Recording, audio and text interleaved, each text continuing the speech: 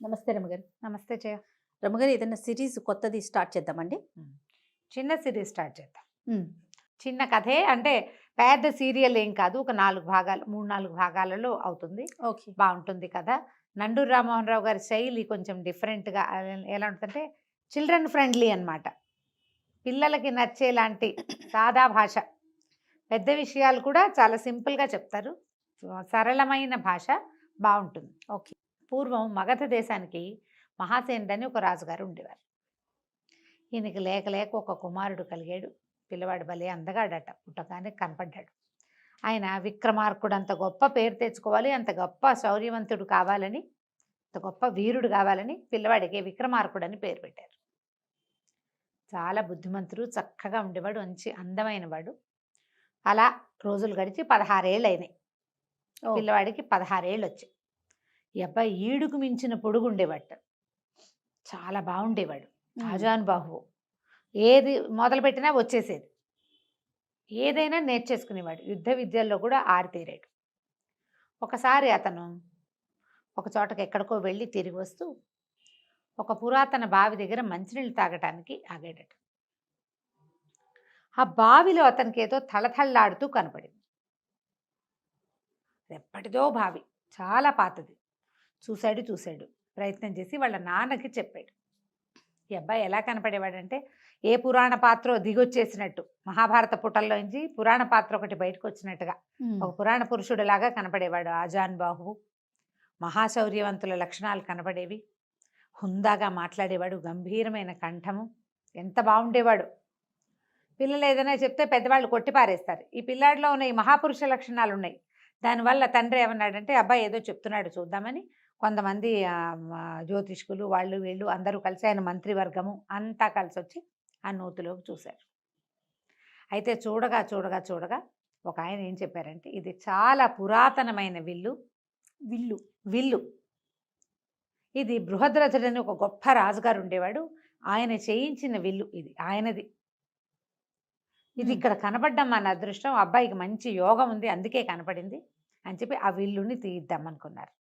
నూతిలోంచి విల్లుని తీయాలంటే ఏం చేయాలి? బంగారపు విల్లట అది. ఇక నీళ్లు తోడారు, ఎంత తోడారో. తోడగా చివరికి నీళ్ళన్నీ అయిపోయి, పూడికి తీసేటప్పుడు బావిలో నీళ్ళు అట్లాగే తోడతారు. అవును. బావుల్లో పెద్ద విపరీతంగా జలాలు ఊరవు, స్లోగా ఊరుతాయి. పై నీళ్ళన్నీ తీసేశారు. విల్లు కనపడుతోంది. 4, 5 దిగారు, అది ఎత్తలేకపోయారు దాన్ని. అయితే ఈ అబ్బాయి ఏం చేశాడట, మన విక్రమార్కుడు తనే దిగాడు. దిగితే అవలీలగా ఎత్తేసేట దాన్ని. ఆ! ఎంత బాగా ఎత్తాడో ఆశ్చర్యపోయారు. పెద్ద ధనుస్సు అది, ఆ బావి కూడా చాలా పెద్దది. బరువైన ధనుసు, 4 మనుషులు ఎత్తలేని దాన్ని ఒక్కడే. కుర్రాడు 16, 18 సంవత్సరాల వాడు, చిన్నపిల్లాడు. లెక్క ప్రకారం చిన్నపిల్లాడు కదా, అంతేగా. కానీ అతను బయటికి తీసుకొచ్చాడు.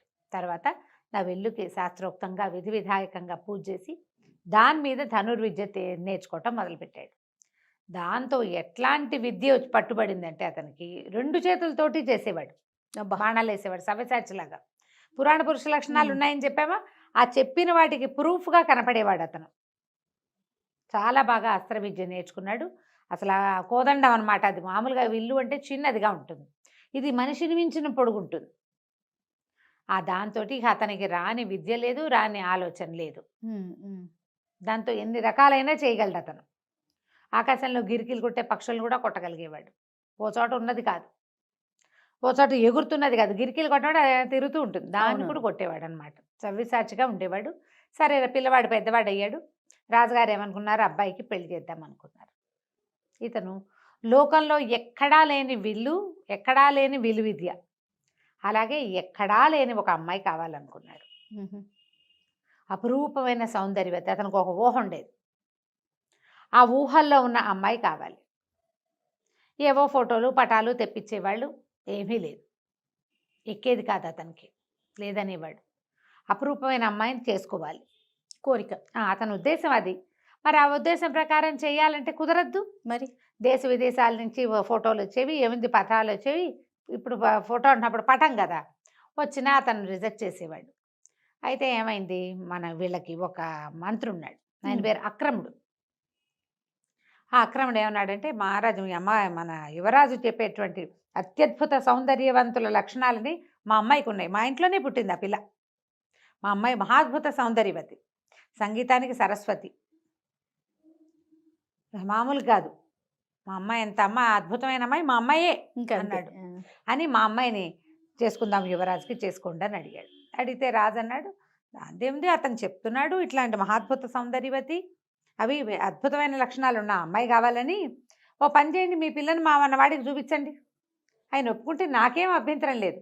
మాకల్లా ఏమిటి, ఇంత అపురూపమైన పిల్లవాడికి వాడంత అనుకున్నటువంటి అనురూపమైన సౌందర్యవతి కావాలి అంతే అనేసరికల్లా సరే ఒకరోజు అమ్మాయిని పిలిచారు, చూపించేసరికల్లా పిల్లాడు పెద్ద విరిచాడు.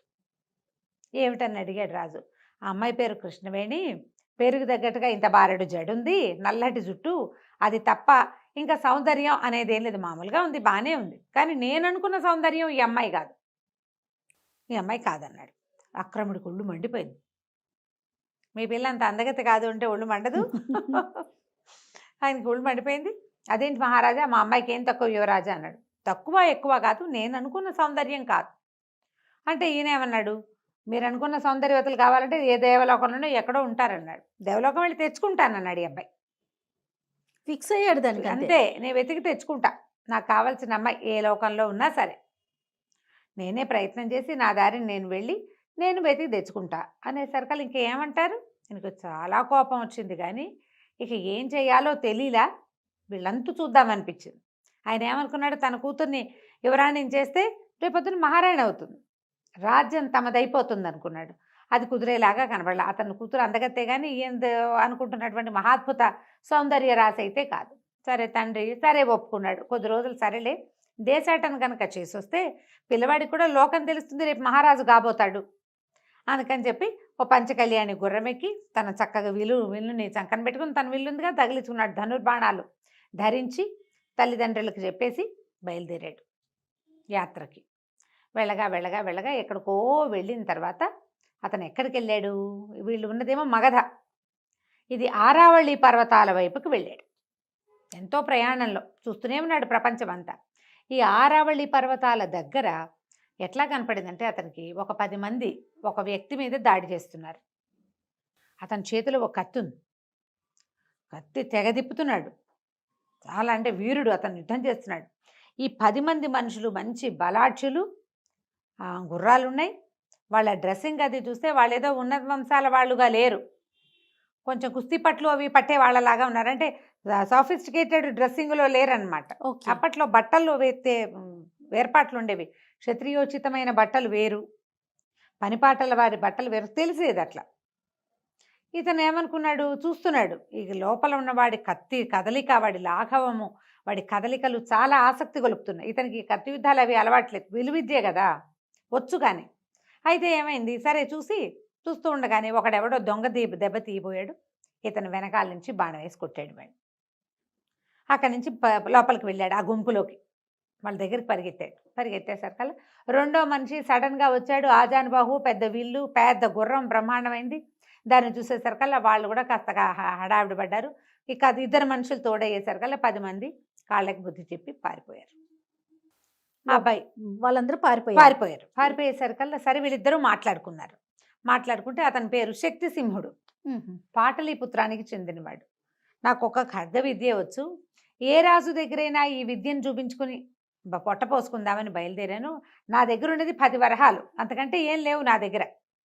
దానికే 10 మంది దొంగలు వెంబడబడి ఇగో ఇలా చేశారు, ఇంత యుద్ధం చేశారు అంటే నీ కత్తి లాగవని నేను చూశాను అన్నాడు. కనపడింది కదా 10 మందిని బాగా నిలేసావు, వాడెవడో దొంగ దెబ్బ తీయబోయాడు కాబట్టి నువ్వు దొరికావు, కానీ లేకపోతే నువ్వు దొరికేవాడివి కాదు, నీ కత్తి తిప్పే విద్య చాలా బాగుంది, మన ఇద్దరం స్నేహితులుగా ఉందామన్నారు. సరే నువ్వెవరంటే ఎనిమిదే దేశం అంటే మగధ దేశం. సరే ఏమిటి అంటే మా నాన్న అక్కడ రాజు అని చెప్పాడు. అతను ఆశ్చర్యపడి, ఏమిటి నువ్వు యువరాజువా? మగధ దేశపు యువరాజుని నేను, ఇలా ఒక స్వప్నాన్ని వెతుక్కుంటూ బయలుదేరాను అంటే ఇతను అన్నాడు కథల్లో లాగా యువరాజు పంచకళ్యాణ్ణి వేసుకుని బయలుదేరాడు అన్నట్టుగా, బయలుదేరావా నువ్వు అంటే బయలుదేరాను, ఇట్లా ఒక ప్రత్యేకమైన సౌందర్యవతి నేను కళలో చూశానామని, నాకు ఒక ఊహ ఉంది, ఆ ఊహని నేను కళ్ళలో చూశాను, ఒక సౌందర్యవతి అయిన అమ్మాయి చక్కగా నాట్యం చేస్తుంది, చాలా అపురూపమైన సౌందర్యవతి, భూలోక సౌందర్యం కాదనిపిస్తుంది. ఇప్పటికి ఎంతమందినో చూశాను. ఆ అమ్మాయి వాళ్ళు మ్యాచ్ అవ్వటం లేదన్నట్టుగా చెప్పాడు. చెప్పేసరికల్లా శక్తిసింహుడు అన్నాడు, ఈ ఆరావళి పర్వతాల్లో బాగా లోపలికి వెళ్తే ఒక చోట ఒక విచిత్రమైన దృశ్యం చూశాను నేను. ఆ విచిత్రమైన దృశ్యంలో నేను చూసినటువంటి అమ్మాయిల్లో ఒక అమ్మాయి నువ్వు చెప్పిన పోలికలకి దగ్గరగా ఉంది. ఓహోహో. భూలోకమే అది, వాళ్ళు మన లోకంలోనే, కానీ వాళ్ళు మన లోకానికి చెందిన వాళ్ళు కాదు. కొంతమంది స్త్రీలు ఎక్కడికి వస్తారు, నేను అది చూశాను అని చెప్పేసి ఆ కథ ఏమిటో చెప్పడం మొదలుపెట్టాడు. Okay okay. సరే, ఆ అమ్మాయి ఎక్కడ చూశాడు, ఎలా చూశాడు, ఆ అమ్మాయితో పాటు ఎవరు వచ్చారు, ఏమిటి అని ఆ వివరాలు చెప్పబోయాడు. సరే, ఏం వివరాలు చెప్పాడు? శక్తిసింహుడు విక్రమార్కుడికి చెప్తున్నాడు. మనం కిందటి భాగంలో ఒక చిన్న పొరపాటు ఏం చెప్పామంటే, పాటలీపుత్రం వీళ్ళదే, మగధ రాజ్యంలో ఉంటుంది పాటలీపుత్రం. శక్తిసింహుడు వేరే ఏదో చిన్న ఊరు నుంచి వచ్చిన వాడనమాట. పాటలీపుత్రం ఎక్కడ, ఆరావళి పర్వతాలు ఎక్కడ, ఇంత దూరం వచ్చావు నువ్వు వెతుకుంటూ, అయితే నీకు సరిపడే అమ్మాయి, నువ్వు చెప్తున్న అమ్మాయిని నేను చూశాను అన్నాడు. ఏమట, ఇక్కడికి 10 ఆమడల దూరంలో లోపల, అడవి లోపల ఒక పెద్ద సరస్సు ఉంది. ఒకనాడు నేను ఆ సరస్సు ఒడ్డున అక్కడ ప్రయాణిస్తూ అక్కడ ఆగాను. అయితే నాకు దూరంగా ఇంద్రధనుసు వస్తున్నట్టు కనపడింది. నేను ఇంద్రధనుసు చూసి ఆశ్చర్యపోయాను. తర్వాత నాకు అర్థమైంది, ఆ ఇంద్రధనుసు కదిలిస్తోంది. నేను చూస్తూ ఉండగానే ఆ ఇంద్రధనుసు భూమి మీద వాలింది. క్రమంగా అందులోంచి ఒక్కో రంగు విడిపోయి ఒక్కొక్క నెమలిగా రూపాంతరం చెందింది. 7 రంగులు, 7 నెమళ్ళు నాట్యం చేయటం మొదలుపెట్టినాయి. చేయగా క్రమంగా 7 నెమళ్ళు 7 అమ్మాయిలుగా మారిపోయినాయి. వాళ్ళు ఎక్కడి వాళ్ళో, దైవకాంతలు, ఎక్కడి నుంచి వచ్చారో నాకు తెలియదు. కానీ వాళ్ళల్లో ఆఖరి అమ్మాయి చాలా అందంగా ఉంది. వాళ్ళంతా ఆ చెల్లెల్ని పిలుస్తున్నారు. అయితే వాళ్ళు నాట్యం చేశారు, చాలాసేపు ఈదులాడారు. ఆఖరి చెల్లెలైతే ఎంత అందంగా ఉందో, నువ్వు చెప్పే అమ్మాయి ఆ అమ్మాయి అని నాకు అనుమానం. తర్వాత వాళ్ళు మళ్ళీ ఉత్తరీయాలు అవి పెట్టి సరస్సులో ఈదులాడారు, చాలాసేపు పాటలు పాడుతూ కోలాహలంగా గడిపారు. తర్వాత 7 నెమళ్ళుగా మారి, తర్వాత ఇంద్రధనుసుగా మారి వెళ్ళిపోయారు. నాకు అర్థమైనంత మటుకు వాళ్ళు ప్రతిరోజు వస్తారు. బాగుంది, నేను చూసా వాళ్ళని. మనకెందుకు, ఎవరో దేవతా స్త్రీలని, నా దారిని నేను వచ్చేసా. ఇప్పుడు నువ్వు చెప్తున్నావు కదా, కావాలంటే వెళ్ళి చూద్దాం పద అంటే, సరే ఏమనుకున్నారు, చూద్దాం. చూడాలంటే ఇతని దగ్గర పంచకళ్యాణి ఉంది కదా, పంచకళ్యాణి మీద ఇద్దరు ఎక్కితే బాగోదు, కాసేపు వరకు ఓకే. పైగా ఇద్దరు బలశాలులు కదా. ఏం చేశాడు మన విక్రమార్కుడు, ఊళ్ళోకి దాని సమీపంలో ఉన్న ఒక చిన్న పట్టణంలోకి వెళ్ళారు. వెళ్ళి ఆ పూటకు విశ్రాంతి తీసుకుని అక్కడ ఇంకో గుర్రం కొన్నాడు శక్తిసింహుడి కోసం. చేరో గుర్రం, తన గుర్రం తను, శక్తిసింహుడి కోసం కొన్న గుర్రాన్ని అతను ఎక్కి ఆ ఆరావళి పర్వతాల లోపలి భాగాల్లో ఉన్న ఆ పెద్ద సరస్సు అక్కడికి వెళ్ళారు. గుర్రాలని వేరే చోట కట్టేశారు. వీళ్ళిద్దరూ ఆ సరస్సు దగ్గరున్న పొదల్లో దాక్కుని కూర్చుని ఉన్నారు. సమయం గడిచింది రాలా. నువ్వు నిజమే చెప్పావా, ఇది జరుగుతుందా అని ఆశ్చర్యంగానే ఉంది. జరగకపోతుంటే సరికల్లా జరిగిందో లేదో అన్న అనుమానం వస్తుంది కదా. చూద్దాం అంటుండగానే మధ్యాహ్నం ఎండెక్కేసరికల్లా దూరంగా ఇంద్రధనుసు కనపడింది. అదుగో వస్తోందన్నాడు. ఇద్దరు నిశ్శబ్దంగా కూర్చున్నారు. ఇంద్రధనుసు భూమి మీదకి వాలింది. ఒక్కో రంగు విడిపోయింది, ఒక్కొక్క నెమలిగా మారింది. నెమళ్ళు నాట్యం చేయటం మొదలుపెట్టాయి. ఎంత అత్యద్భుత నాట్యమో అది. అక్కడి నుంచి ఒక్కొక్కళ్ళు ఒక్కొక్క స్త్రీగా మారిపోయారు. అక్కడి నుంచి ఏవేవో కబుర్లు చెప్పుకున్నాక సరే పాట పాడు కిరణ్మయి, కిందటిసారి తప్పించుకున్నావు అని ఆఖరి అమ్మాయిని పాట పాడమన్నారు. అందరిలోకి చిన్నపిల్లగా ఉన్న అమ్మాయి ఇతను మన విక్రమార్కుడు కల్లో చూసిన అమ్మాయి. ఓహో, ఎంత అందంగా, అందరూ బాగున్నారు.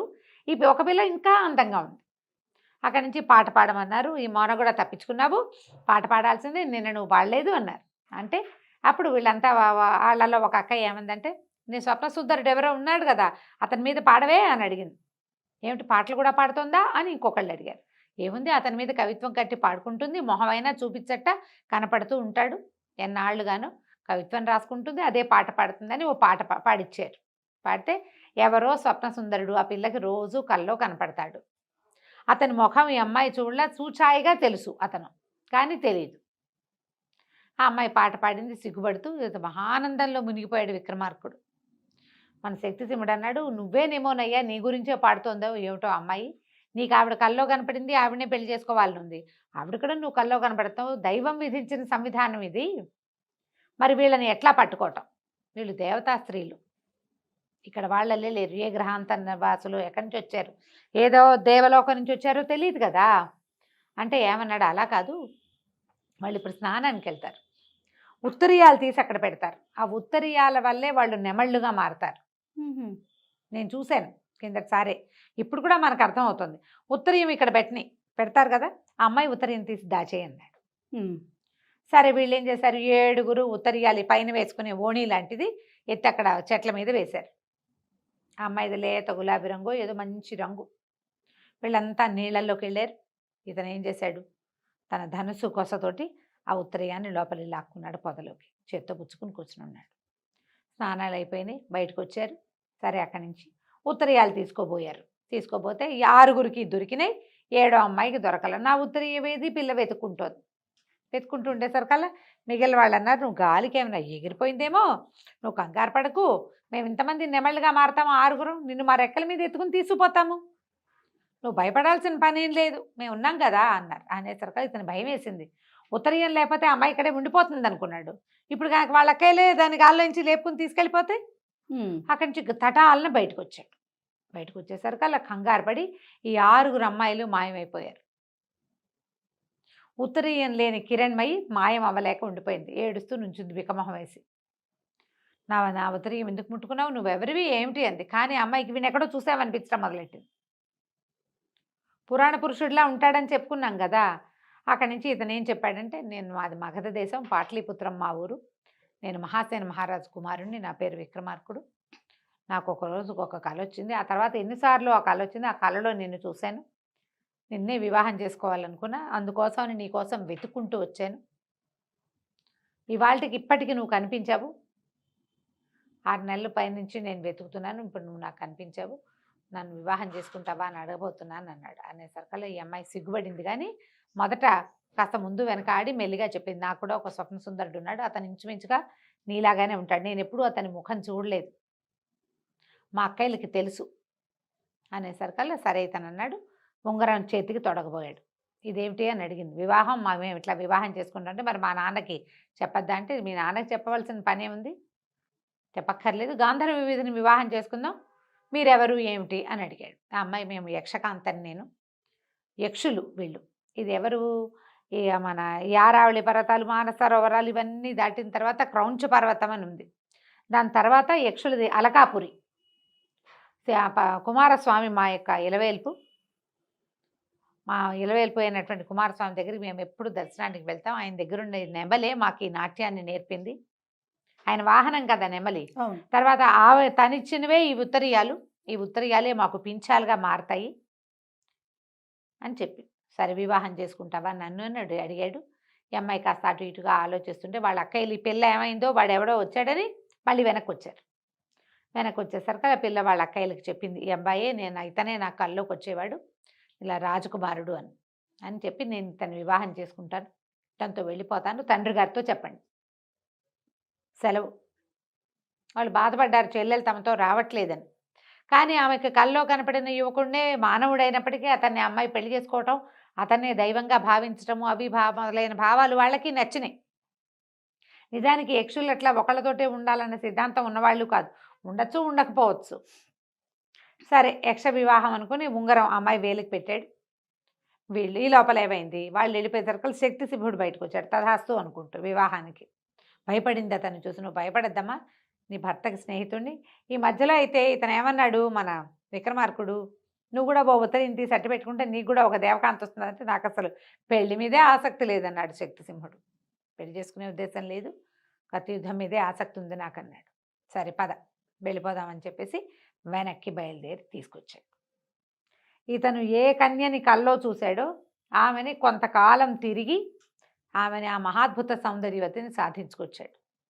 ప్రజలంతా ఆశ్చర్యపోయారు కిరణ్మయి సౌందర్యం చూసి.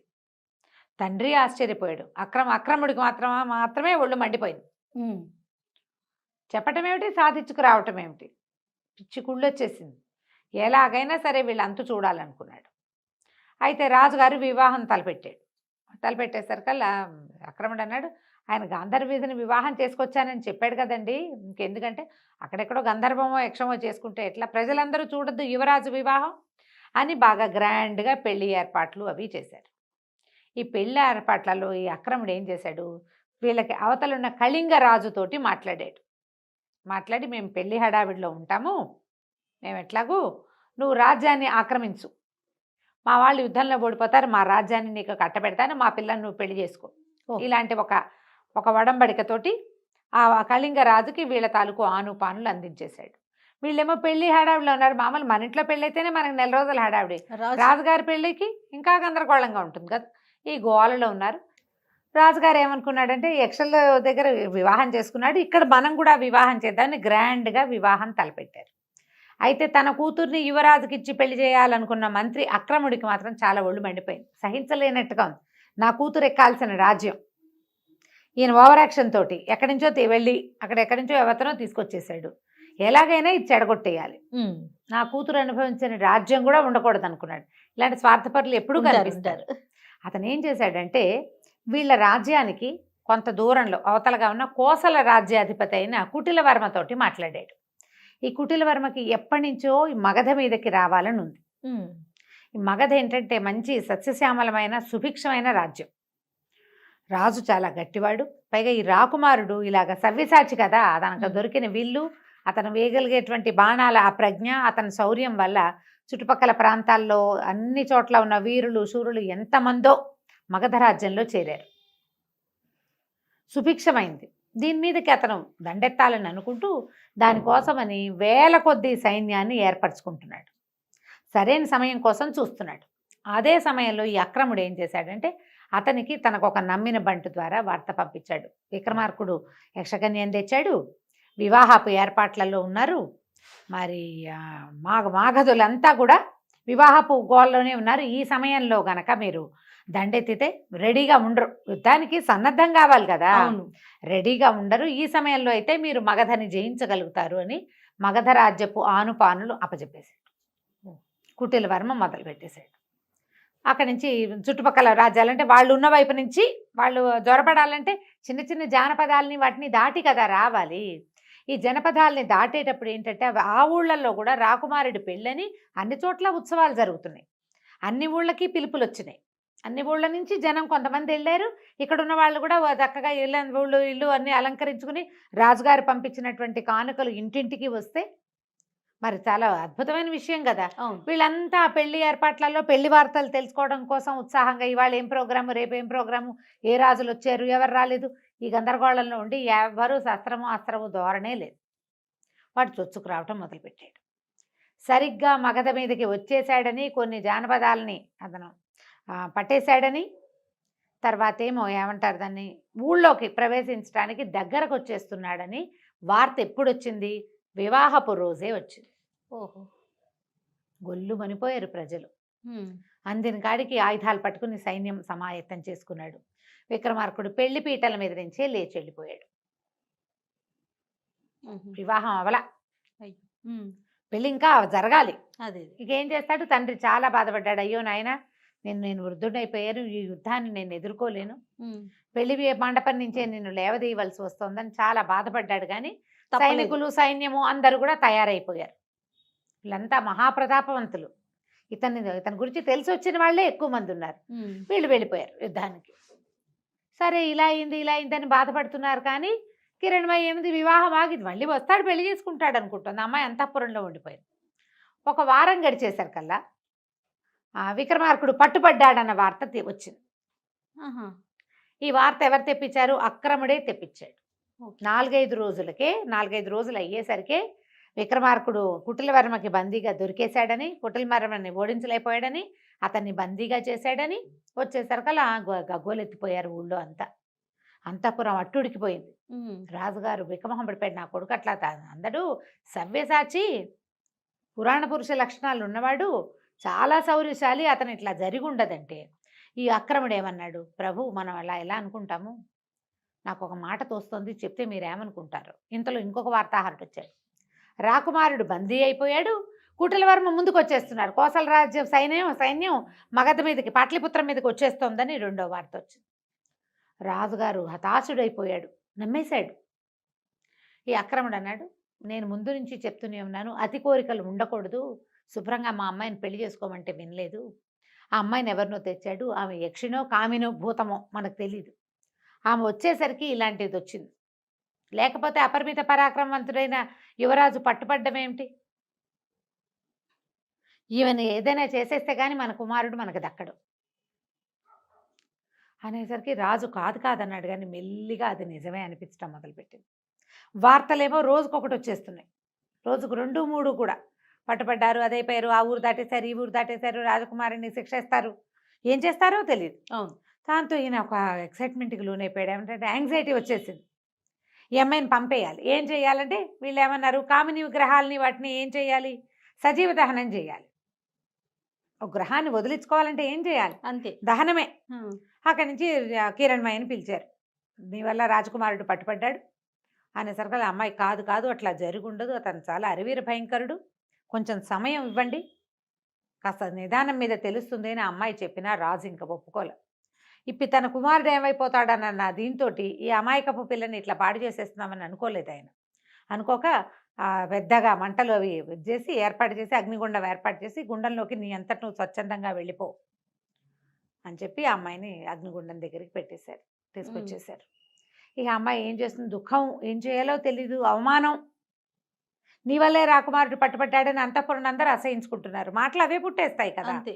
అక్కడి నుంచి అక్రముడు తన మాట చెల్లింది, తను అనుకున్న కోరిక నెరవేరిందన్న సంతోషంతో నీ ఆఖరి కోరిక ఏమిటో చెప్పమన్నాడు. అనేసరికి అమ్మాయింది, నాకు నాట్యం అంటే చాలా ఇష్టం కదా, నన్ను నాట్యం చేయనివ్వండి, నాట్యం చేశాక నేనే అగ్నికి ఆహుతైపోతానని. సరే అందుకేముంది సరేనన్నారు. అగ్నిగుండం చుట్టూతా నాట్యం చేయటం మొదలుపెట్టింది. క్రమంగా ఆ అమ్మాయికి రెక్కలు వచ్చేసినాయి, నెమలిగా మారిపోయింది. ఓహో. ఇంద్రధనుసులో రంగులన్నీ ఒకే చోట ఉన్నట్టుగా కనపడుతుంది, పూర్తిగా నెమల్లాగా మారిపోయింది, రంగులు రంగులు రంగులు రంగులుగా కనబడుతుంది. ప్రజలంతా చూస్తూనే ఉన్నారు, రాజు మంత్రి కూడా చూస్తున్నారు, అంతఃపురం అంతా నోరు తెరిచి చూస్తూ ఉండగా ఈ అమ్మాయి నెమలిగా మారిపోయి ఆకాశంలోకి ఎగిరిపోయింది. దూరంగా ఒక ఇంద్రధనుసు కనపడింది కాసేపు, తర్వాత ఇంకా అది కూడా కనిపించలే. కళ్ళ నీళ్ళు పెట్టుకుంటూ అమ్మాయి ఇంకేమీ చేయలేక వెళ్ళిపోయింది. తనకు జరిగిన అవమానానికి, తర్వాత ఏమో ఈ అన్యాయానికి బాధపడుతూ ఎగిరి వెళ్ళిపోయింది. వెళ్ళిపోగానే ప్రజలంతా హాహాకారాలు చేశారు, కానీ యక్షమాయ మరణించకుండా అమ్మాయి యక్షకన్యగా మారిపోయి వెళ్ళిపోయింది అంతే. ఆక్రమణుడు అన్నాడు, చూసారా మహారాజా, నేను చెప్పాను కదా ముందే అని రాజును నమ్మించాడు. ఇంకా కుమారుడి వార్తల కోసం చూస్తుంటే ఇంతలో ఏమైంది, అక్రముడికే వార్త వచ్చింది, మంత్రులకు కదా వార్తలు వచ్చాయి. ఏంటంటే కోసలరాజు పట్టుబడ్డాడు, కుటిలవర్మని మన రాకుమారుడే పట్టేసుకున్నాడు, కోసల సైన్యం అంతా మన వశమైపోయింది అని వార్త వచ్చేసరికి నిర్ఘాంతపోయాడు. అమ్మో ఏదో జరిగిపోయింది, ఇప్పుడు ఇక్కడే ఉంటే అతను వెనక్కి తిరిగి వచ్చాడంటే విక్రమార్కుడు నాకు శిరచ్ఛేదం తప్పదు, అంతే, నా పగ ఎలాగూ తీరిపోయింది, ఏ అమ్మాయిని తీసుకొచ్చాడో ఆ అమ్మాయిని వెళ్ళగొట్టిచ్చేసాం అని చెప్పి రాత్రికి రాత్రి కుటుంబంతో సహా దేశం దాటి పారిపోయాడు. రెండో రోజు సాయంత్రానికి వార్త వచ్చింది, రాకుమారుడు వచ్చేస్తున్నాడు, కోసలరాజును పట్టుకున్నారు. మరి అతనితోటి సంధి అంటే అతనే వడంబడ్డాడు, అతన్ని కేవలం రాజప్రతినిధిగా చేసి అతన్ని బతికించి ఉంచారు. రాజ్యం మందైపోయింది, బతికించి మాత్రం ఉంచారు, ఖైదు చేయకుండా వదిలిపెట్టారని, అతని రాజచిహ్నాలన్నీ తీసేసుకున్నారని వార్తలు వచ్చినాయి. రాజు ఏమనుకున్నాడంటే ఆ అమ్మాయిని తను అట్లా చేయటం వల్లే ఈ పిల్లాడు వెనక్కి వచ్చాడు అనుకున్నాడు, ఆయనకు అట్లా అర్థమైంది. కానీ క్రమంగా ఒక్కో రోజు గడుస్తుంటే వస్తున్న వార్తలు ఏంటంటే అసలు విక్రమార్కుడు ఏ దశలోనూ ఓడిపోలే, ఏ దశలోనూ ఓడలా, అతను ప్రతి చోట కోసలరాజును అణుస్తూనే వెళ్ళాడు. కోసలరాజు దగ్గరికి అతని సైన్యాన్నంతా అణుచుకుంటూ వెళ్ళి చివరికి కుటిలవర్మని పట్టేసుకున్నాడు. మరి ఎక్కడా ఓడిపోయినప్పుడు ఓడిపోయాడు, పట్టుబడ్డాడు వార్తలు ఎలా వచ్చినాయి, ఇది ఎలా జరిగిందో కనుక్కుందామని ఇతని కోసం ప్రయత్నం చేస్తే ఇక కబురు చేశారు అక్రముడిని రమ్మని. ఎక్కడున్నాడు అక్రముడేడి పారిపోయాడు. అప్పుడు రాజుకు జరిగిన మోసం అర్థమైంది, ఆ అమ్మాయి మీద పగతో అతనే ఏదో చేసుంటాడు అని. అక్కడి నుంచి తనకి వార్తలు తెచ్చారు కదా, వార్తాహరులను ఒక్కొక్కరిని విచారించేశారు కదా, ఈయనిపిచ్చిన వార్తలే అవి అని తెలుసు. ఏమీ చేయలేక రాకుమారుడు వస్తే ఏం అడుగుతాడో, ఇలా చేశానని చెప్పడానికని సిగ్గిలిపోతూ తండ్రి బిగపట్టుకుని ఉన్నాడు. ఆ రాజ్యాన్ని జయించుకుని కళ్యాణానికి మళ్ళీ కథలొచ్చాడు పెళ్లి కొడుకు. మరి పెళ్లి చేసుకుందాం అనుకున్నాడు, తీరా వచ్చేసేసరికల్లా ఏమైంది, తండ్రి ఏమో సంతోషించాడు. కానీ నాయన ఒక అన్యాయం చేశాను, నా వల్ల ఈ పొరపాటు అయిపోయిందని చెప్పేసరికి కిరణ్మయి అంటూ స్పృహ తప్పిపడిపోయాడు రాకుమారుడు. అయ్యో అసలు ఏమీ జరగలేదు, నేను ఎక్కడా ఓడిపోలేదు, ఏది ఆ పొరపాటే జరగల, ఇలా ఎందుకు అయిందంటే అక్రముడు చేసిన కుట్ర తెలిసింది. ఇప్పుడు ఆ అమ్మాయిని తెచ్చుకోవటం ఎట్లా, నేను ఎలా బతికుండను అని ఏడుస్తూ ఉండిపోయాడు. శక్తిసింహుడు అన్నాడు, ఇంత బాధపడద్దు, మనం ఎక్కడ అమ్మాయిని చూసామో అక్కడ వెళ్ళు, అక్కడికి వెళ్ళంటే ఆ అమ్మాయి ఇంకా ఇక్కడ ఎందుకు ఉంటుంది, ఇంత అవమానపడ్డాక మళ్ళీ భూలోకానికి వస్తుందా, వాళ్ళ అక్కయ్యలు మాత్రం వస్తారా, వాళ్ళు భూలోకంలోకి రాబట్టే కదా ఇలాంటి అవమానం జరిగింది ఆ అమ్మాయికి పాపం. చాలా బాధపడ్డాడు. కానీ శక్తిసింహుడు మాత్రం ఓదార్చాడు, కాదు వెళ్ళు, వాళ్ళు రాకపోతే అక్కడి నుంచి ఇంకా కొంచెం ముందుకెళ్తే ఒక సిద్ధాశ్రమం ఉంది, అక్కడ ఒక మహానుభావుడు ఉన్నాడు, ఆయన నీకు ఏదైనా తప్పకుండా సహాయం చేస్తాడు, బయలుదేరి వెళ్ళమన్నాడు. ఆరావళి పర్వతాల దగ్గర ఎక్కడైతే మనం చూసామో అక్కడికి వెళ్ళిపో. సరే శక్తిసింహుడిని కూడా రమ్మన్నాడు. అతను ఒప్పుకోవాలి, వద్దు వద్దు, ఇప్పుడు కోసల రాజ్యం వాళ్ళని చేసాం, మనం అణిచేసాం అల్లర్లని, ఇప్పుడు నువ్వు నేను ఇద్దరు లేకపోతే వాళ్ళు మళ్ళీ వెనక్కి వస్తే నేను వచ్చి చేసేదేం లేదు, ఆ అలకాపురికో ఇంకో యక్షపర్వతానికో వెళ్ళవలసిన వాడేవి నువ్వు, నీ దారి నువ్వు వెళ్ళు, నేను ఈ రాజ్యాన్ని కాపలా ఉంటానని శక్తిసింహుడు ఉండిపోయాడు. ఓకే. అక్కడి నుంచి మన రాకుమారుడు విక్రమార్కుడు బయలుదేరి ఆరావళి పర్వతాలు చేరుకున్నాడు. ఎక్కడైతే తను మొదట వీళ్ళని చూశాడో ఇంద్రధనుసు రూపంలో అక్కడ 1-2 రోజులు కాపలా ఉన్నాడు. దొరకలేదు, రాలా ఎవ్వరు. సరే ఏం చేశాడు, అక్కడి నుంచి ఆ సిద్ధాశ్రమం వైపుకి వెళ్ళాడు గుర్రం వేసుకుని. వెళ్ళేసరికల్లా అక్కడ ఒక ఆయన సిద్ధుడు, చాలా మహాతపసంపన్నుడిలాగా ఒక ఆయన కనిపిస్తే ఇతను నమస్కారం చేశాడు. ఎవరినైనా ఏమిటి అని కనుక్కుంటే ఇతను ఏమన్నాడంటే ఈ కథ అంతా చెప్పాడు.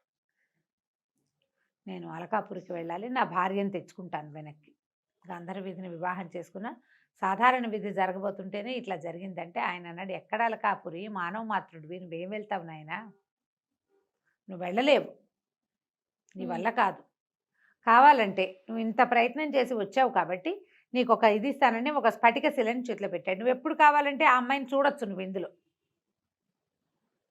ఆమె కోసం ప్రయత్నం చెయ్యొద్దు, నువ్వు మానవుడివి, ఆమె యక్షకాంత, మీ ఇద్దరికి వివాహము పొసగదు, ఏదో జరిగింది, జరగవలసింది అంతే అని చెప్పి ఆ రాయి చేతులు పెట్టాడు. ఆ స్ఫటికం లోపలి చూస్తే ఆ అలకాపురిలో ఒక చిన్న ఉద్యానవనంలో కూర్చుని ఏడుస్తున్న కిరణ్మయి కనపడింది ఇతనికి. ఆ అమ్మాయి ఏడుస్తోంది, కళ్ళలోంచి నీళ్లు గారిపోతున్నాయి, వాళ్ళ అక్కయ్యలు ఓదారుస్తున్నారు. అమ్మాయిని చూసారు, ఏడుస్తున్న అమ్మాయిని చూసారు కల్లా ఆ కిరణ్మయ్య అని మూర్చిపోయాడు అబ్బాయి. ఆయనకు చాలా బాధేసింది ఆ సిద్ధుడికి, అయ్యో ఇంత ప్రేమాశ్రయం కలిగి ఉన్నాడు, ఏదైనా సహాయం చేస్తానని చెప్పాడు. ఓకే. విక్రమార్కుడు సిద్ధుడికి నచ్చాడు, అంటే ఇతను ఇంత ప్రేమ కలిగి ఉన్నాడని ఆయన ఏమన్నాడంటే, నీకు ఒక రుద్రాక్షమాల ఇస్తాను, అది ధరిస్తే ఆకాశ గమనం వస్తుంది, నీతో పాటు నీ గుర్రం కూడా ఎగురుతుంది.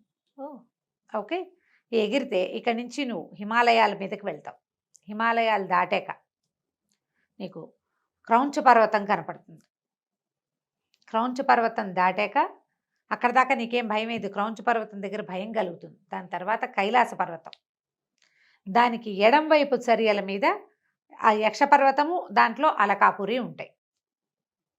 ఇలా వెళ్ళాలి, నువ్వు ధైర్యం చేసి వెళ్ళిపోయి అక్కడికి వెళ్ళే ఆకాశ గమనం వరకు నేను ఇస్తా, తర్వాత సమయోచితంగా వీరోచితంగా నువ్వేం చేస్తావో అది చెయ్యి చెప్పాడు.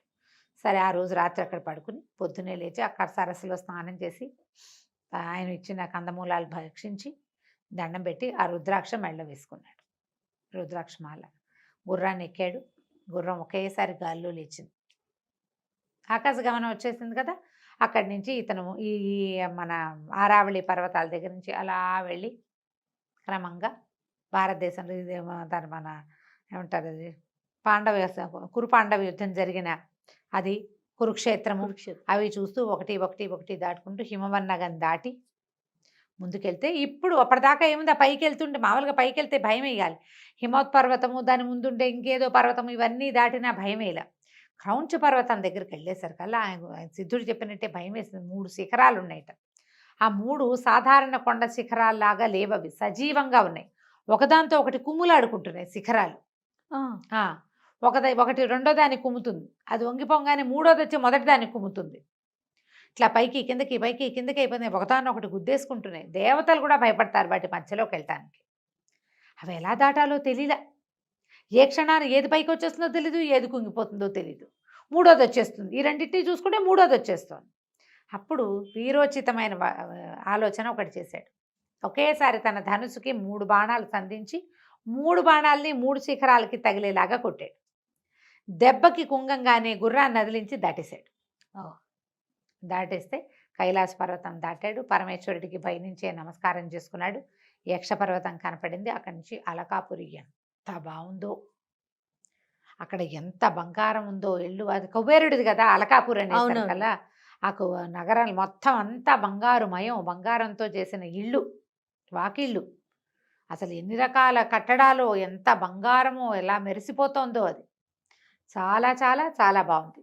అక్కడి నుంచి ఒక సరోవరం ఉంది, పెద్ద పెద్ద సరోవరాలు, ఒక పెద్ద ఉద్యానవనం, చైత్ర రథం అట దాని పేరు.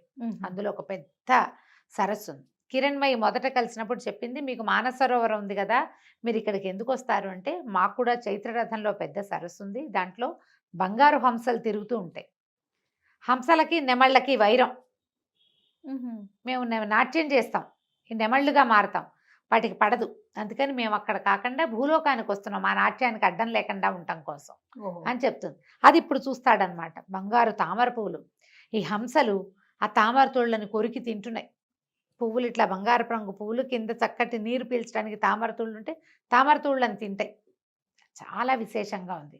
అతను అక్కడే కూర్చున్నాడు. ఈ అమ్మాయిని ఎట్లా కలుసుకోవాలా అని. ఇంతలో కొంతమంది ఆడపిల్లలు నీళ్లు తీసుకెళ్ళటానికి కడవలతో, బంగారు కడవలు, ఇక అంతా బంగారమే, వచ్చారు. వచ్చేసరికల్లా వాళ్ళల్లో ఒక అమ్మాయి కొంచెం నిదానంగా నడుస్తుంటే, ఆ అమ్మాయిని మంచినీళ్ళు ఇవ్వవా అని అడిగాడు. అడిగేసరికల్లా అంత చెరువు ఉంటే నేను నీళ్ళు ఇవ్వాలా నీకు అని. అంటే చెరువులో నీళ్ళు ఉన్నాయిలే, నీ అంత అందమైన అమ్మాయి చేత్తో నీళ్ళు తాగితే బాగుంటుందని నీకు నీళ్ళు తాగటం, నీళ్ళు పోయమన్నాడు. కడవతో నీళ్ళు పోస్తుంటే ఆ అమ్మాయి అప్పుడు పరిశీలించింది, ఇతను ఎంత సమున్నతాకారుడు, ఎంత తేజస్శాలి, ఎంత సౌందర్యవంతుడు, మీరెవరు, ఎక్కడి నుంచి వచ్చారు అని అడిగింది. వైకుంఠం నుంచి వచ్చిన ప్రద్యుమ్నులా, లేకపోతే స్వర్గం నుంచి వచ్చిన నలకూబర్లా, ఎవరు అని అడిగింది. అడిగేసరికల్లా అన్నాడు, నేను ఎవరిని కాదు, మానవ మాత్రుణ్ణి. ఇక్కడ ఏమిటి సందడి, ఏం జరుగుతోంది అంటే, మా ఇంట్లో మా రాజుగారి ఆఖరమ్మాయి పెళ్ళికి కావలసిన నీళ్లు తీసుకెళ్ళటానికి మేమంతా వచ్చామంతే. రాజుగారి అమ్మాయి ఎవరు ఏమిటి అని అడిగే లోపల ఆఖరమ్మాయి కిరణ్మయి, చంద్రుడి కిరణాలు రాసిపోసినట్టు ఉంటుంది ఆ అమ్మాయి పెళ్ళని అనగానే తను నిర్ఘాంతపడి, కిరణ్మయికి పెళ్ళా అని ఆశ్చర్యపోయాడు. ఆమె ఎవరో మానవ మాత్రుడిని ప్రేమించిందని తండ్రి అసలు రానివ్వలేదు. నువ్వు బాగున్నావు, నువ్వు అందంగా ఉన్నావు, నీ పేరెంతో బాగుంది అనగానే ఇలా రహస్యాలు చెప్పేస్తారు ఆడపిల్లలు. చూడండి ఎన్ని మొత్తం చెప్పేసింది. మా రాజుగారికి 7 కూతుళ్ళు, 6 అమ్మాయిలకి పెళ్ళిళ్ళు అయిపోయినాయి, ఆఖరి అమ్మాయి పెళ్ళి, ఈ అమ్మాయి ఒక మానవుడిని ప్రేమించింది. అప్పుడు ఆ అమ్మాయికి స్ట్రైక్ అయింది. అయితే ఆ మానవుడివి నువ్వే కాబోలు, విక్రమార్కుడివి కాదు నువ్వు అని అడిగింది. అడిగేసరికల్లా అతను అవునన్నాడు. అవునంటే మా ఎంతో ఏడుస్తోంది, మరి వరుడు ఎవరన్నాడు. వరుడు మా రాజుగారి మంత్రికి కుమారుడు, చిత్రసేనుడో ఏదో అతని పేరు. చాలా బలవంతంగా ఒప్పించాడు. ఆ అమ్మాయికి ఆయన పెళ్ళిని ఆయన ఒప్పుకోలేదు. గాంధర్వ వివాహాన్ని, మానవమాత్రుడిని ప్రేమించి అక్కడ ఉండిపోయిందని అసలు లోపలికే రానివ్వలేదు. పైగా అమ్మాయి నువ్వు లేని సమయంలో చాలా అవమానపడి వచ్చింది దుఃఖంతో.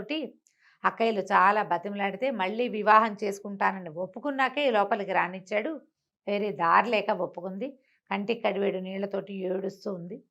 ఆ అమ్మాయి నేను కల్లో కనపడింది, అతను నేను వరించాను, ఆయన ఉండగా నాకే అవమానం జరగలేదు అని చెప్పినా కూడా తండ్రి ఒప్పుకోలేదు, నీతో పెళ్ళికి ఒప్పుకోడు అంటే ఇతను ఏమన్నాడు, సరే నేనేదో చేసుకోగలిగే ప్రయత్నం చేసుకుంటా అనే ఉంగరం తీసి చేతిలో పెట్టాడు. ఈ ఉంగరం ఇవ్వు అని. దాని మీద ధనుస్సు బొమ్మ ఉంటుంది, తండ్రి గుర్తు, అతని రాజముద్ర.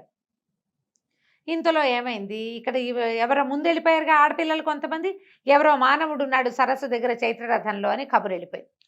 సైనికులు వచ్చేసారు. ఎవడు మానవుడు ఏడని ఇతన్ని పట్టేసుకున్నారు. ఈ లోపల ఈ ఉంగరం చూసుకుంది ఆ పిల్ల. ఈ అమ్మాయి వెళ్ళి, హరిణి వెళ్ళి ఉంగరాన్ని ఇచ్చింది కిరణ్మయికి. ఉంగరం ఇచ్చేసరికల్లా ఆశ్చర్యపోయింది. ఎక్కడిదే ఈ ఉంగరం అంది. ఉంగరం ఎలా వస్తుందమ్మా, ఉంగరం పెట్టుకున్నవాడు వస్తేనే ఉంగరం వస్తుంది మరి అని అనేసరికి ఎక్కడున్నాడు ఏమిటి అంటే అని పరిగెత్తుకుంటూ వెళ్ళింది. నాన్న నా భర్త వచ్చేసాడు, నా వివాహం ఆపేసి నా భర్తకి నన్ను ఇచ్చి పంపించేసేమంటే ఆయన ఒప్పుకోలేదు. మానవుడు వాడు ఎట్లా వస్తాడు అంటే, కాదు అతను చాలా పరాక్రమశాలి, తేజస్శాలి అంటే ఒప్పుకోలేదు. కానీ వాడి సంగతి చూస్తాను, వాడిని చంపేస్తానన్నాడు. ఈ అమ్మాయి ఏడ్చుకుంటూ అక్కయ్యల దగ్గరికి పరిగెత్తింది. నా భర్త వచ్చేసాడు, నా కోసమే వచ్చాడు, ఇంత శ్రమపడి వచ్చాడు, నాన్నేమో పెళ్ళి అంటున్నాడు, చంపేస్తానంటున్నాడు, సహాయం చేయమని. అక్కయ్యలు 6 పరిగెత్తుకొచ్చారు తండ్రి దగ్గరికి. అతను చాలా పరాక్రమవంతుడు, చాలా ప్రత్యేకమైన విల్లుంది, సవ్యచాచిలాగా బాణాలు వేస్తాడంటారు, మేము చూసాము అతన్ని, మనిషి చాలా బాగున్నాడు, కావాలంటే ఏదైనా పరీక్ష పెట్టు, నువ్వు ఒక పెళ్లి కొడుకుని చూసావు, అదొక పెళ్లి కొడుకుని చూసుకుంది, ఇద్దరికి పరీక్ష పెట్టండి, ఎవరు మంచివాళ్ళు ఎవరు ఉత్తములు అని తేలితే వాళ్ళకే ఇదే, ఎవడ పరాక్రమశాలి అయితే వాడికి ఇవ్వాలి అంతే. అనేసరికి సరే ఒప్పుకున్నాడు. అక్కడి నుంచి సరే యక్షులంతా ప్రేక్షకులు అయ్యారు. వీళ్ళిద్దరికీ పరీక్షలు పెట్టారు. పరీక్ష పెట్టడానికి అతనేమనుకున్నాడు, ఆ చిత్రసేనుడో ఏమో వాడి పేరు, చిత్రరథుడు కాబోలు అవతలవాడు అంటే రెండో పెళ్లి కొడుకు. అతను ఏముంది, నేను యక్షుణ్ణి, వీడిని మానవుణ్ణి జయించడం సులువు కదా, చేస్తానన్నాడు. 3 పరీక్షలు పెడతామన్నారు. ఎవరు ఎక్కువ ఎత్తుకి బాణం వేయగలుగుతారో చూద్దామనుకున్నారు. ఈ అబ్బాయి దగ్గర ఉన్నదే ధనుస్సు, అతనికి ఉన్నదే విలువిద్య. సరే, చిత్రరథుడు ఇతను ఇద్దరు కలిసి ఆకాశంలోకి బాణ ప్రయోగం చేశారు. చిత్రరథుడు వేసింది కొంత మటుకు వెళ్ళి పడిపోయింది, ఎత్తు కనపడుతోంది. ఇతను వేసిన బాణం ఎంత పైకి వెళ్ళిందంటే, ఈ అబ్బాయి బాణం పడిపోయినా అతనిది పైకి వెళ్తూనే ఉంది, విక్రమార్కుడిది పైకి వెళ్తుంటే ఆకాశంలో ఒక గరుడు పక్షి తిరుగుతోంది, అది ఆ బాణాన్ని నోట ఖర్చుకుని తీసుకుపోయింది. బాణం కింద కూడా రాల, పైకే వెళ్ళిపోయింది. జనం అంతా చప్పట్లు కొట్టారు, కానీ ఆయన ఒప్పుకోవాలి, అదేదో పక్షి పట్టుకెళ్ళిపోయింది కాబట్టి ఇది కుదరదు, ఇంకో 2 పరీక్షలు ఉన్నాయి చూద్దామన్నారు. ఈసారి ఇక్కడ ఉద్యానవనం ఉంది కదా చిత్రరథం, అక్కడ చూశారనమాట. అక్కడ ఏం చేశారు, ఖర్జూరపు చెట్లు ఉన్నాయట, 10 వరుసగా ఉన్నాయి. వీటిలలో ఎక్కువ వృక్షాలని పడగొట్టేవాడు సాటి లేని విలుకాడు. ఇద్దరు చెరుకో పక్కన వేశారు, నుంచున్నారు. ఈ అబ్బాయి గంధర్వ పెళ్లి కొడుకు వేసిన దాంతో ఏమో మొదటి చెట్టు చీలిపోయింది, రెండో చెట్టుకి గుచ్చుకుని ఆగిపోయింది. మన విక్రమార్కుడు వేసిన బాణం మాత్రం 5 చెట్లను చీల్చుకుంటూ వెళ్ళి 6వ చెట్టు గుచ్చుకుంది. చెట్లలో నుంచి వెళ్ళిపోయింది అనమాట. ఎంత బలంగా లాగుతారో అంత స్పీడ్గా కదా వెళ్ళేది. బాణం ఎలా వెళ్తుంది, బలాన్ని బట్టే. వెళ్ళేసరికి కదా అందరూ చప్పట్లు కొట్టారు, శబాష్ శబాష్ అన్నారు. రాజుగారి కొళ్ళు మండిపోయింది ఆ యక్షరాజుకి. అయినా సరే 3వ పరీక్ష ఉంది, ఇదంతా తేలిక కాదు అని చెప్పి వరుసగా గవాక్షాలు ఉంటాయి, హోల్స్ లాగా గోడకి కోడలైంచి ఒక చెయ్యి బయట పెట్టి ఉంటుంది, అందులో కిరణమై చెయ్యి ఏదో గుర్తుపట్టాలి. 7 అమ్మాయిలు నుంచున్నారు, 7 హోల్స్ ఉన్నాయి, 7 కిటికీలోంచి చెయ్యి బయటకు వచ్చింది. ఈ అబ్బాయి ఆ చెయ్యి పట్టుకుని చెప్పాలి. పట్టుకోవచ్చా, చూసండి, పట్టుకోవటమో చూసో ఓకే, ఏదో ఒకటి చెయ్యాలి. చేతులు బయట ఉంటే కిరణమై చెయ్యి గుర్తుపట్టాలి. పాణిగ్రహణం చేసావు కదా నువ్వు, గుర్తుపట్టమన్నాడు. మొదటి పెళ్లి కొడుకు వచ్చాడు, 3వ చెయ్యిని ఇదే అన్నాడు, కాదు అది 3వ అమ్మాయిది అయింది, కుదరలేదు. ఊరికే అంటే ఫ్లూక్గా చేయవలసిందే. కాకపోతే ఇతను మాత్రం ఒక్కో చెయ్యి చూసుకుంటూ వెళ్ళాడు. మధ్యలో కిరణ్మయి చెయ్యి గుర్తుపట్టాడు. ఆ చేతి మధ్యవేలికి తన బాణము గుర్తున్న ఉంగరం ఉంది, తందే ఉంగరం. సమయస్ఫూర్తితో ఆ అమ్మాయి ఆ ఉంగరం పెట్టుకుని అతనికి సహాయం చేసింది. ఇందులో ఇతని ప్రజ్ఞ కాదు, జస్ట్ ప్రెజెన్స్ ఆఫ్ మైండ్ ఉంది అంతే. అన్ని చేతులు ఒకేలా ఉంటాయి, ఒకే వయసు ఉన్న ఆడపిల్లల చేతులు ఒకలానే ఉంటాయి, అందరికీ కంకణాలు ఉంటాయి, ఉంగరాలు ఉంటాయి, గోళ్ళకి రంగులు అవి ఉంటాయి. సమయస్ఫూర్తి ఆ ఉంగరాన్ని చూసుకున్నాడు అంతే. గుర్తుపట్టేసరికల్లా ప్రజలంతా సంతోషించారు. అమ్మాయి ఎవరి మీద మనసు పడిందో అతను సరైనవాడు, అది కదా కావాలి. అమ్మాయిలు మనసులో ఏమిటి పడుతూనే ఉంటారు ప్రతి వాళ్ళ మీద, చాలామంది మీద మనసు పడతారు ఆడపిల్లలు. ఆ క్షణానికి ఎవరు నచ్చితే వాళ్ళే. అవతల వాడు దానికి తగిన కెపాసిటీ, పిల్లని రక్షించగలిగేవాడు కావాలి కదా. సరే, రాజు చాలా సంతోషించి ఆ యక్షరాజు కిరణ్మయిని ఇచ్చి విక్రమార్కుడికి వివాహం చేసేసాడు. కొంతకాలం అక్కడ గడిపిన తర్వాత బోల్డంత సంపదతోటి, తర్వాత ఈ యక్షలోకంలో ఉండేటువంటి అనేక రకాల వింతలు విడ్డూరాలతో కూడినటువంటి పెద్ద విమానంతో ఈ అబ్బాయి ఆ గుర్రం ఎక్కి తన భార్యను కూడా తనతో పాటు ఎక్కించుకుని భూలోకానికి తీసుకొచ్చేసుకున్నాడు. చాలా కాలం పాటు మయూరకన్యతోటి భూలోకాన్ని పరిపాలిస్తూ హాయిగా సంతోషంగా ఉన్నాడు. కథ కంచికి మనం ఇంటికి. సూపర్. నమస్తే. నమస్తే.